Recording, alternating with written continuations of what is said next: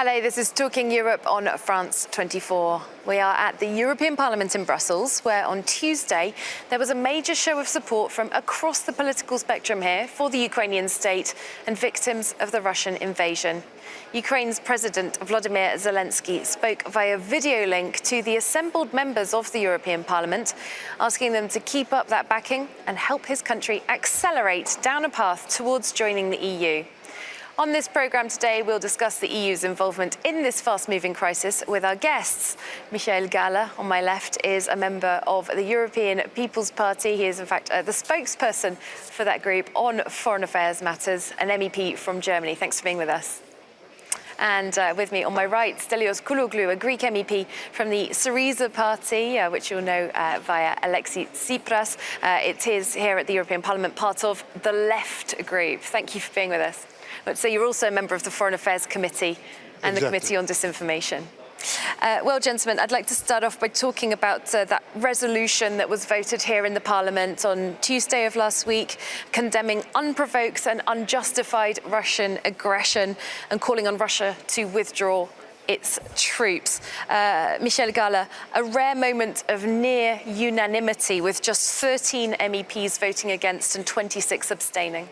And rightly so. I mean, it is so obvious who is the aggressor here. And it's so obvious what an outrageous attempt that is to crush a nation. It's nothing less than getting Ukrainian statehood abolished by the Russian dictator. And that is what, of course, gets us together. A couple of members of your left group not giving their full support to this resolution, but you did vote in favour of it, Stelios Kouloglou. Yes, there were some arguments against not the invasion. They were all against the invasion, but against the NATO thing that NATO was among the things that were very important in the final resolution. But I decided, most of us decided, that the most important thing is to condemn without, without any doubt the invasion and the barbarism of the Putin's regime. So this is what we did. And there were some quite emotional scenes in the chamber as Volodymyr Zelensky spoke via video link. We have a soundbite of him speaking in the chamber. I also want to play that and follow it up with some reaction from Romania's foreign minister, who I spoke to as well for France 24, about the same issue of Ukraine looking towards joining the EU. We appeal to the European Union for the immediate accession of Ukraine via a new special procedure. We are grateful to our partners for being with us. But our goal is to be with all Europeans and, most importantly, to be equal. And we support not only the European perspective of Ukraine, but also of the Republic of Moldova and of Georgia, because we consider that the place of these countries is within the European Union. But the accession itself is indeed a long process which requires a lot of reforms in the candidate countries. But we are very much decided to help in this process. Stelios Kouloglou, I'll come back to you about Ukraine's EU ambitions. Do you support that as well? Yes, in principle, of course. Anyway, the Europe must be united.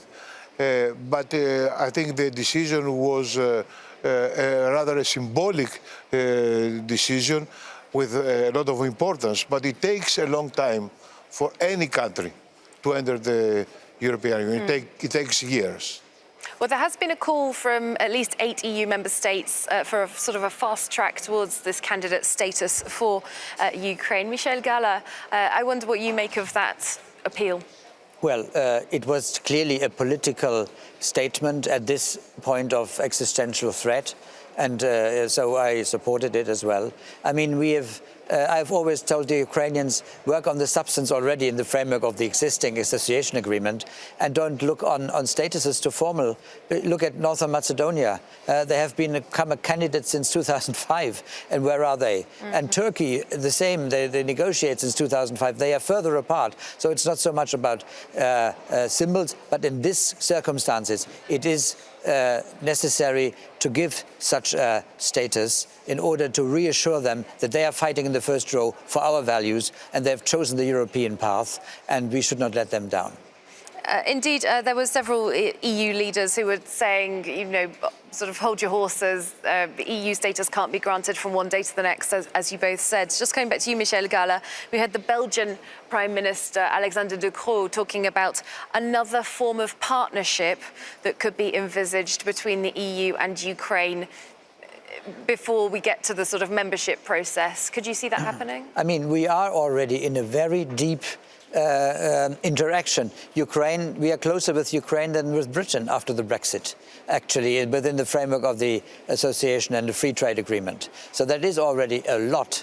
But after this horrible war, we will talk about humanitarian aid first, then reconstruction, and then resume where we had already been in the reform process. Well, let's talk about the humanitarian situation happening right now. By Tuesday, when Volodymyr Zelensky spoke in the parliament, 660,000 people were said to have fled Ukraine already in just a few days. Stelios Kouloglou, you're of course from Greece, a country that has seen big influxes of refugees, people fleeing wars. What do you make of these pictures that we see from the various border points, huge queues, seemingly a lack of organisation? Are you worried? Of course, they reminded me of what happened in the Aegean Sea with the refugees coming from Iraq or Syria or Afghanistan. And of course, we have the political and moral duty to accept those refugees and treat them according to the principles of humanism and the international law, which is not the case for the refugees coming from Turkey to Greece. And this is a very big violation and mistake, both by the Greek authorities and also by the European Union that tolerates this behavior. So I think the Ukrainians' wave of refugees give us the chance to reconsider the question of refugees in the European Union. Michel Gala. Well, the situation is slightly different. When it comes to the war situation, of course, everyone who flees a war has a right to flee it. But then they arrived in Turkey where they were safe. But in Ukraine, it's definitely the next border that they are going to. And I mean, we must treat all human beings rightly and with dignity. So there is no point to argue those are not from Europe. But of course, it's when you have Europeans, it helps. When you are neighbors from the same cultural sphere, it helps to accept people. It is as it is, but the rights of refugees who flee a war directly to another next country must be unimpeded. And just to be clear, there have been reports about less favourable treatment for non-Ukrainians, non-Europeans in those queues, people who perhaps were students in Ukraine. Yes, that's very unfortunate, and I would appeal. I mean, they are all fleeing the same enemy. They are all fleeing the same threat, so they should board a train. They are rightly residing in Ukraine, and so they can be taken off. And they want to go home. They don't want to stay. Just wondered if you wanted to make a comment on that same point, Stelios Kouloglou, about this apparent difference in treatment between Ukrainian citizens and non-Ukrainian residents of Ukraine. It's completely unacceptable. It's completely unacceptable. I have no words to say more than that. You know, I mean, they are flying both to escape. Lives have the same value. You know, that does not depend on the color or the race or anything else. You know. Just a brief word then about another historic EU joint decision in the last few days. This decision to send weapons from the EU, not individual states, to Ukraine. Stelios Kouloglou, Is this necessary? Is it enough? I think what we have to do is to help Ukraine in all the ways. And well, if there are countries they want to send arms, of course they can do it. I think the humanitarian aid is also very important. But also we have the European Union takes initiatives for stop the invasion and stop the war. Mm-hmm. And this is what the other day in the plenary I did not hear very concrete propositions about what we're going to do. I heard a lot of courageous things, mm-hmm. but nothing about concrete diplomatic steps, and nothing about how we can protect the European citizens and customers from the increase of the prices. Nothing.